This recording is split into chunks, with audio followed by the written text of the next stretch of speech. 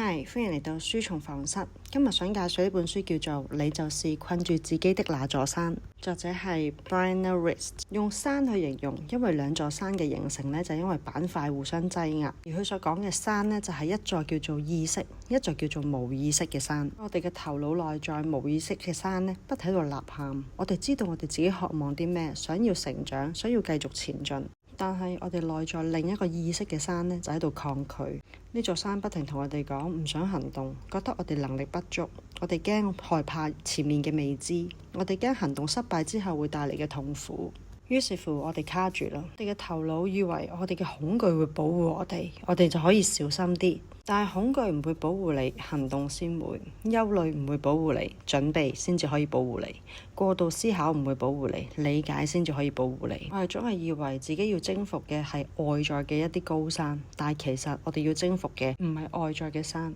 係我哋自己內在嘅山，我哋嘅意識同埋冇意識嘅山。今日呢本書就帶我哋由底層邏輯出發，解構我哋嘅恐懼、我哋嘅情緒，以及我哋一直暗中作頌嘅自我破壞。最後呢本書提供咗一套完整嘅行動指南。我一路睇呢本書，覺得呢本書係每一個章節都係寶。第一部分，佢首先就係破解我哋自我破壞嘅密碼。喺開始之前，我哋首先要承認生命本來就係唔完美，大自然一切都要進化，宇宙喺度擴張。如果一切都完美，我哋就冇成長嘅空間。我哋先講一講自我破壞。好多時候我哋之所以會自我破壞，係因為我哋潛意識裡面喺度追求住舒適而唔係快樂。人天生追求嘅唔係快樂，係一份安全感。個理念都令我諗起之前睇嗰本別再跳脫舒適圈嘅書。我哋嘅心要定錨喺自己內在嘅舒適圈，因為人天生要追求安全感。我哋必須要相信我哋其實係安全嘅，我哋喺呢個宇宙入邊係安全。當我哋相信自己真係安全嘅時候，咁我哋先至係可以放膽咁樣去擴大自己嘅舒適圈，從而獲得成長。當我哋唔係真正內在相信我哋係安全，我哋喺舒適圈入面，我哋就好容易就算有好事發生，因為人天生係追求安全而唔係快樂。當有好事發生嘅時候，反而會更加焦慮，因為你嘅大腦有一個情緒基線。如果好事超過咗呢條基線，大腦就會覺得呢個狀態太陌生啦，陌生等於危險。為咗回到熟悉嘅痛苦入邊，佢嘅意識又會搞彎咗件事。呢個就係我哋自我破壞嗰條根，嚟自你嘅無意識嘅負面聯想，亦都係我哋吸引力法則嘅原理。我哋唔能夠相信，我哋嘅潛意識入邊係相信成功係會令到我哋變得唔受歡迎，尋找愛情會令到我哋變得脆弱，冇吸引力先至會保護到自己，拖延能夠留住舒適嘅狀態。我哋藉住自我破壞自己，免於他人嘅審視目光，即係逃離改變帶嚟嘅唔舒服。同時我哋嘅內在其實係會成日不停擔心，會驚出現一啲嘅唔好嘅事情發生。為咗證明自己嘅擔心係正確所以就會做出一啲自我破壞，實現自己擔心嘅嘢真係會發生。所以你相信啲咩，生活就真係會出現啲咩情況。第二部分，睇清楚恐懼同埋情緒嘅本質。啲恐懼喺邊度嚟嘅呢？通常我哋諗事情習慣先因為後所以，即係例如因為佢撞我啦，所以我嬲啦。但阿德勒提出咗一個反轉嘅視角，真正嘅因為往往係後者，而我哋自己好多時候嗰個原因係自己拼出嚟嘅。你要問自己係啲乜嘢，係邊個值得你為到咁樣而受苦？好多時候你嘅痛苦係你自己創造出嚟，係你正在享受緊呢種痛苦，甚至你用痛苦去控制人哋。所以所有嘢我哋都要負責任，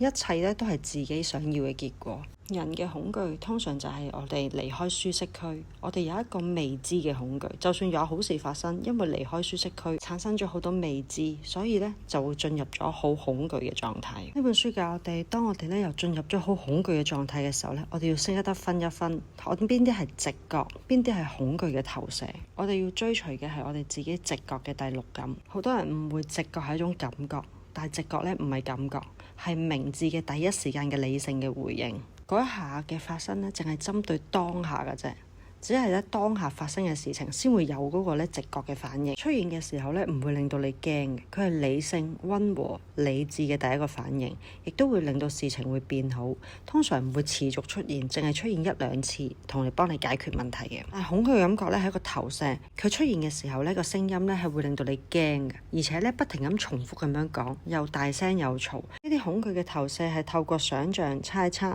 回憶細節編造未來嘅糟糕嘅劇本。佢佢唔係活喺當下，而係活喺咧冇辦法控制嘅未來。呢啲聲音咧係唔理性嘅，佢咧對於未發生嘅嘢咧作出一啲壞嘅預測，而且將事情變得更加差，不停製造恐懼、製造問題。呢啲恐懼嘅投射就係我哋嘅小我。只要我哋保持住擔憂、焦慮同埋憤怒咧，佢咧就會覺得自己可以留得喺呢一個意識入邊。而我哋都相信咧有小我幫手咧，不停喺度提醒我哋咧，咁我哋咧就可以控制咧我哋而家所有嘅狀況。但事實剛好相反，小我咧正在咧將精力咧投去我哋嘅自己冇辦法控制嘅事情上面，正正就係呢一啲消極、心煩意亂、非理性嘅思維同埋關注咧，造成咗我哋生活最大嘅破壞。其實我哋每一日咧嘅分析力、精力咧都係有限嘅。你留意自己咧將啲精力咧投放喺啲咩地方，留意自己允許啲咩思考嘅方式，因為你容許呢啲思考方式，慢慢就會變成咗你嘅感受，再慢慢變成你嘅信念，再慢慢變成你嘅行為模式，最後就變成你嘅生活方式。小我等同心經所講嘅色受想行識入面咧嘅受想。其實呢個受同埋想咧，唔係我哋咧係可以控制到嘅，係我哋可能係遺傳啊、各樣嘅基因啊、我哋嘅過往習慣啊，而咧形成咗一啲嘅受想，係我哋大腦入邊咧 gen 出嚟嘅一啲嘅模式。最重要係我哋唔好認同佢，亦都唔好將呢一啲嘅諗法變成咗我哋嘅思維。一句講晒，我哋嘅受想咧，既然唔係我哋係可以控制到嘅，我哋嘅大腦、我哋嘅小我自動自覺 gen 出嚟嘅一啲嘅感受，所以咧我哋咧係有情緒嘅時候咧，我係要抑壓自己冇受想、冇感受。我哋咧唔係控制感受，我哋要諗一諗呢啲受想、呢啲情緒其實想帶俾我哋啲咩嘅訊息？係咪我哋有未被滿足嘅需求？內在真正在意緊係啲乜嘢？呢啲情緒浮現嘅時候，非常重要嘅一點就係我哋要去俾一啲空間佢，允許呢啲情緒喺我哋嘅內在壯大，並且觀察我哋嘅情緒，觀察佢喺我哋身體入面邊個部分令到我哋嘅身體部分繃緊同埋收縮，去感受下呢一份受想、呢一份感受到底係想我哋知道一啲乜嘢嘅訊息。事實上咧，情緒嘅體驗咧，本身最終咧，只係身體上面一啲繃緊感，不停咁圍住我哋嘅身體繃緊感，編出好多唔同嘅故事。例如你驚被人炒，但其實你內在真正害怕嘅係覺得自己根本就唔配呢一份工，或者係驚俾你嘅上司羞辱，係攞未來可能發生嘅最差嘅劇本嚟到折磨當下平安無事嘅自己。當我哋有受想情緒、有恐懼嚟嘅時候咧，我哋要區分一下，到底係邊一啲係事實，邊一啲係我哋腦入邊作出嚟嘅故事。問一個自己最殘酷但係開放性嘅問題，如果呢件事情最壞嘅狀況會係點樣？寫出嚟。如果你唔寫出嚟咧，你就會喺腦入邊咧不停咁樣無限 loop 咧，變成咧自己都唔知諗緊啲咩㗎啦。將我哋喺腦入邊無限 loop 嘅無限大嘅恐怖咧，變成一啲其實可處理嘅麻煩。例如最壞嘅大不了係可能就係要死啦咁樣，咁但係如果你話變成一個可處理嘅麻煩，咁就係或者留低身後事，或者係為自己嘅後事安排定，就再可以將我哋內在無限大嘅恐怖變成一個可處理嘅麻煩。自己攞翻嗰個控制權，就係將我哋諗人哋點樣諗呢，變翻我可以點樣做。人哋點樣諗係冇得諗定係人哋點樣諗嘅，淨係諗我自己可以做到啲乜嘢。你要內在做好晒區分事實，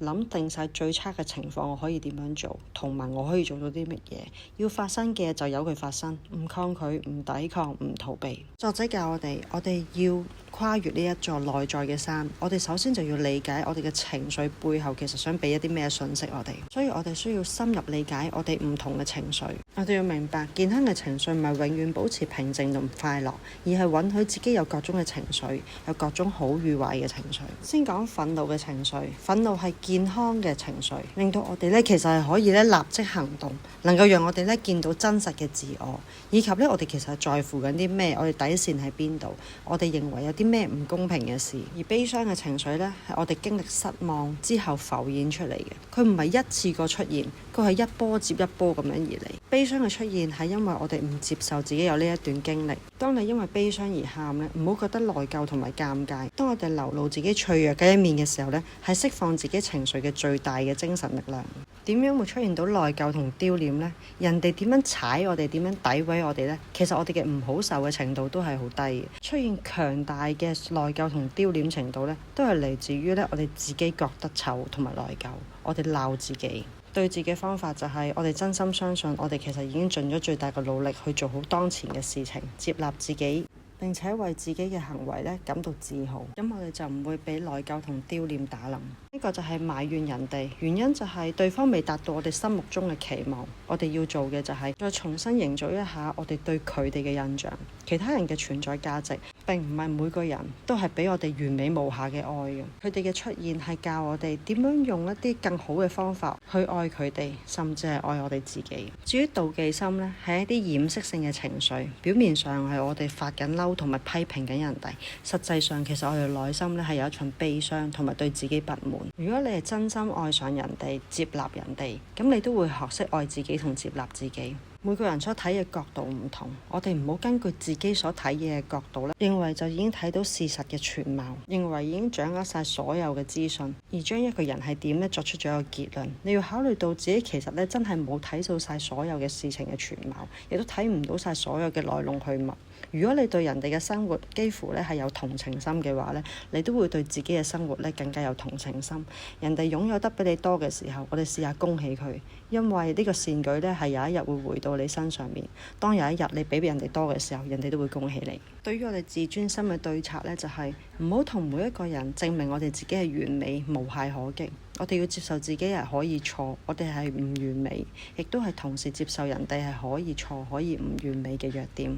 但係我哋盡力去做，放手去做自己，並成為自己唔完美，但係願意學習適應，同時盡力而為，人哋會更加尊重你。宇宙入邊本來就係冇嘢係完美，根本不完美先至係常態。心靈強大嘅人未必係一個最受歡迎嘅人，亦都唔使強行爭取每一個人嘅認同，要有被討厭的勇氣。至於點樣睇名利呢？名利、金錢、成就只不過係工具。呢啲工具咧，令到我哋可以多啲時間啦，俾提供幫助啦，請人用，甚至你可以用錢去改變同埋影響他人嘅生活嘅機會。但係唔好將呢個成功、呢個名利咧視為咧一種地位嘅差異。我哋可以輕鬆咁運用呢個工具，利用呢一啲名利喺呢個世界上面同埋自己嘅生活入邊做出一啲重要同埋正面嘅事情。呢個名利又令我諗起《Die with Zero》呢本書，令到我哋可以輕鬆將錢用喺你有生之年咁去享用。既然我哋 die with zero， 咁我哋就唔使咁拘泥於其實我哋而家得到幾多，我哋盡力去享用到我哋自己嘅金錢。至於失敗，失敗分兩種，一種係你做過但係唔成功，另一種係你冇做過、冇面對過、冇動過手。第一種嘅失敗，即係你做過嘅失敗呢，你係知道邊條路行唔通，係失敗咗。我哋可以行第一條新路，然之後我哋就距離成功其實再近一步。而第二步你根本冇做過嘅失敗呢，你係會永遠後悔嘅失敗。所以話失敗乃成功之母，其實真係冇錯，真係你呢一次失敗真係同成功係近咗一步。另外一啲忙到停唔到嘅人呢，佢哋係利用生活嘅忙碌咧去逃避緊自己，而且不停話自己好忙好忙，其實係帶俾自己保護感，感覺自己比人哋重要，以唔得閒為藉口去做一啲自己唔想做嘅嘢。就係同時不停話忙嘅人呢，成日都俾人一種呢應該要同呢個人保持距離嘅感覺。同時呢，相信自己好忙嘅人呢，太忙呢亦都會呢好難專心做一件事，同時會令到你身體呢會有好多唔同嘅疾病。快樂呢，其實就係抗拒將自己嘅行程呢排到塞得密密麻麻，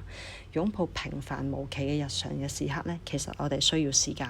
好啦，咁之前講咗點解我哋會自我破壞，同時亦都睇清楚我哋恐懼同埋情緒嘅原理同埋信息之後，我哋就開始睇清楚我哋點樣跨越我哋自己內在呢一座山，向內和解。記住，我哋相信我哋係安全嘅，我哋逗留喺自己嘅舒適圈，並且擴展你嘅內在嘅舒適圈去成長。所以向內和解，我哋需要保持平靜，而保持平靜一個核心嘅真理就係，第一，你係喺舒適圈入邊嘅，你內心深處永遠都係安全。每個人都係宇宙嘅寶物，宇宙係保護緊我哋喺宇宙嘅核心入邊，佢提供咗我哋一個舒適圈喺入面。當我哋有恐懼嘅時候，有困難嘅時候，其實就係提供緊我哋嘅舒適圈擴展嘅機會。我哋嘅舒適圈開始好似雞蛋咁樣長出咗裂紋，然之後我哋咧感覺到困難，感覺到恐懼，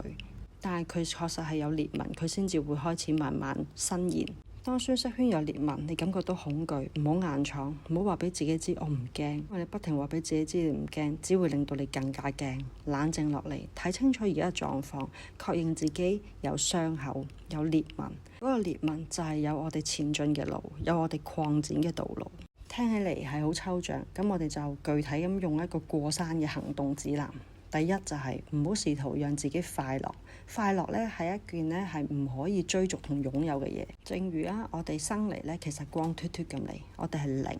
當我哋擁有或者係追逐嘅時候咧，其實我哋咧會得到一啲加數，但係咧呢啲加數咧係無常，而且亦都會常變嘅。至於我哋嘅唔快樂咧，就係我哋脫離咗零呢個數字，去咗負數。但係如果你唔抗拒自己係負數，你對唔快樂嘅抗拒越少，你就會越容易得到翻去零嗰個狀態，內在嘅平靜。當我哋翻到去零嘅狀態，先至會獲得真正嘅幸福。第二就係將注意力放翻喺修正，而唔係後悔。喺事情入邊，我哋就算有做錯，我哋吸取教訓，教訓之後，然後放手。你唔放手，你就永遠翻唔到當下。第三就停止非黑即白嘅思維，唔係只有極端嘅一啲結果嘅，因為我哋嘅內在恐懼就永遠就係 pop 出一啲嘅極端嘅結果。並唔係你冇咗份工就證明你係一個極端嘅結果，係一個失敗者。事情係有灰色嘅地帶，亦都充滿住彩色。第四嘅制定計劃，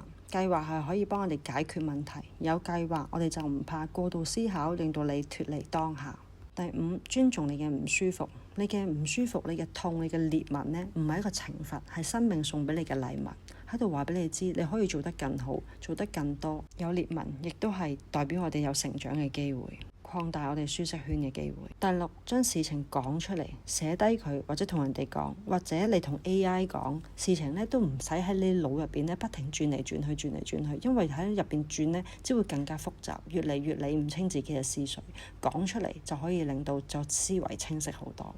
第七就係慢慢嚟，你係唔需要呢將而家嘅所有事情搞清楚嘅，每日一小步，因為舒適圈嘅擴展呢，唔係一下子脹大嘅，而係呢好微小嘅速度咁擴展嘅。好期望所有嘢係突破性咁樣去改變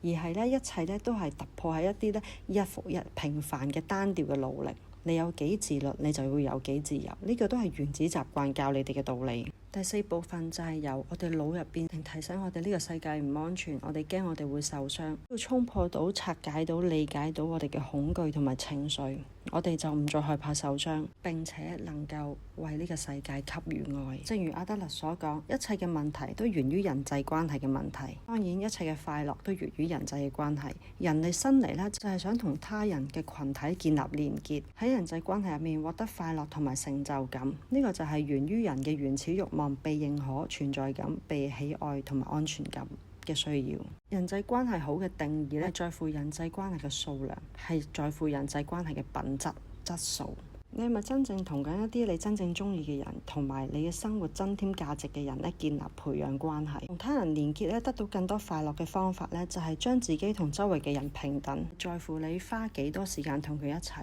而係你唔試圖去支配人哋，亦都唔試圖咧令到對方對你留下一啲好深嘅印象，或者你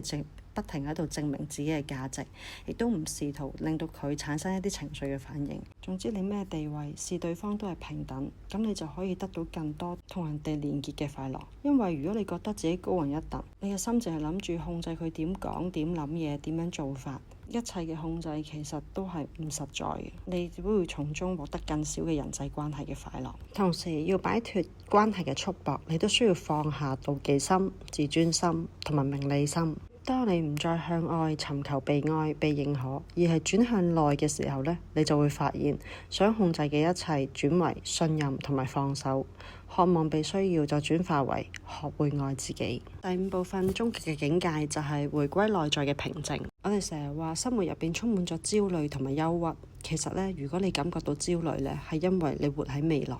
如果你感覺到沮喪，係因為你活喺過去；如果你活喺當下，過去同未來就只係無限永恆現在嘅幻象。揾翻內在終極嘅平靜，我哋可以利用冥想，但係冥想唔係為咗令到你冇情緒，而係更加令你純粹咁去感受你嘅情緒。我哋成日誤會利用冥想去感受平靜，其實我哋係利用冥想去純粹咁感受翻我自己情緒入面嘅喜怒哀樂。冥想嘅時候唔執着，平穩咁呼吸，令到念頭升起凝聚，然後消散。內心嘅平靜可以比作係一片湖水或者係一片海水，佢係一個靜止嘅海水。如果你將石頭掉落水，啲水一定會產生咗漣漪效應。冥想嘅目的係讓到自己能夠安靜，讓水面恢復自然狀態嘅靜止狀態。你唔需要強迫自己完全冇浪花，要水面完全靜止，只係唔再干擾佢，水面自然就會靜止。你唔係創造平靜。好多時候啲人問我哋人真正嘅人生目標係啲乜嘢？好多時候啲人會答係一個職業啦，係一個身份啦，係一啲我哋要追求嘅嘢啦。而事實上，我哋嚟到呢個世界，你嘅存在已經係一種睇唔見嘅方式去改變緊世界。呢個世界少咗你，世界就已經同而家唔一樣。等你意識到自己一直影響緊周圍嘅世界嘅時候，你就開始意識到，我哋要活得有意義，最重要嘅事情就係改變你自己，有意識咁樣成為最快樂、最善良、最親切嘅自己。人總係會遇到難關，搞清楚自己點樣先至能夠為呢個世界出一分力，好讓漫長嘅日子同艱辛嘅日子咧嘅時刻咧會比較好過。所以我哋嘅人生目標就係要揾到我哋嘅興趣，揾到我哋嘅技能，揾到呢個市場需要我哋嘅嘢。呢個就係技能、興趣、市場嘅交匯點，就係我哋嘅人生目標。當你揾到自己、療愈自己呢個過程，就係對人類嘅集體產生咗無形嘅漣漪效應。如果你想改變世界，你就必須改變自己。你所經歷嘅一切都唔係偶然嘅，佢哋反映咗你係邊個，亦都預示咗你喺呢度做緊啲乜嘢。所以追隨自己嘅熱情去做，而且嗰啲你唔需要太花氣力，好自然咁樣做得到嘅。唔需要模仿別人，成為自己理想中嘅自己。喺生命嘅最後一刻，你嘅逆境係點樣面對？你每一日所做嘅事，慢慢就會係用一個好獨特嘅方式，慢慢改變緊人類嘅進程。你要記住，你每一次嘅選擇，你每一次唔再抗拒，你每一次面對嗰座內在嘅山，都係你慢慢改變緊人類嘅進程。我哋係一個凡人，我哋唔完美，我哋會有情緒，但亦都係努力緊，你成為一個更加快樂、更加善良、更加親切嘅自己。希望你分享今日能夠幫到你，希望你鍾意呢個影片。呢本書《The Mountain Is You》分享到呢一度，多謝收聽，拜拜。